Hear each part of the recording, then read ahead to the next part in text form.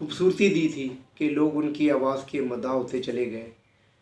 भारतीय फिल्म साज़ों ने उनकी आवाज़ का भरपूर फ़ायदा उठाया।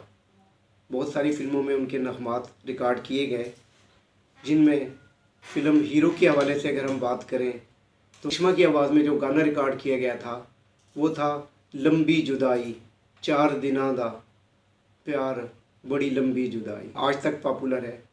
इसी तरह अगर हम दूसरी फिल्म का जिक्र करें, पति पत्नी और तवाइफ, इस फिल्म में भी रेशमा की आवाज़ में एक खूबसूरत नगमा मेरे चन्न परदेसी, ये भी बड़ा हिट। एक और फिल्म ले लें, वो तेरा नाम था।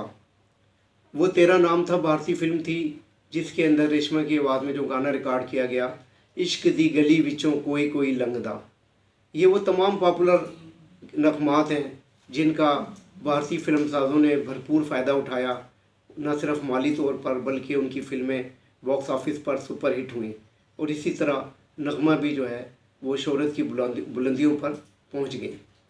रेशमा के हवाले से मज़ीद बता दें कि उनके जो मकबूल नगमात हैं, हाय ओ रब्बा नहीं लगदा दिल मेरा, हाय ओ रब्बा नहीं लगदा जी, ये रेशमा का एक मकबूल आम गीत है जो आज तक पीटीवी, रेडियो और हर जगह जो रेशमा के शदाई हैं उनकी आवाज़ के, वो ज़रूर इसको सुनकर महसूस होते हैं।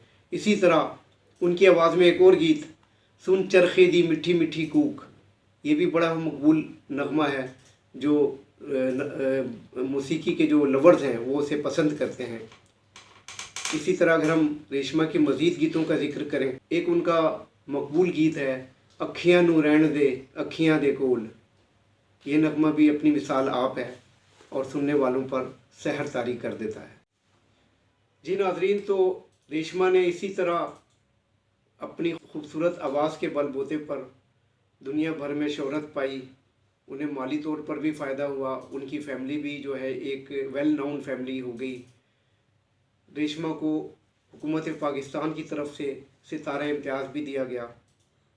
फिर वही रेशमा रफ्ता रफ्ता बीमारियों की तरफ चली गई और उनके गले में जो है सरतान का जो है, सरतान की वजह से उनका गला बंद हो गया, उनकी आवाज़ बंद हो गई। इस मर्ज़ ने उनको बहुत मुतासिर किया। एक वक्त वो आया कि वो बिल्कुल गाने से माजूर हो गई। इसी तरह वो अपना इलाज करवाती रहीं, लेकिन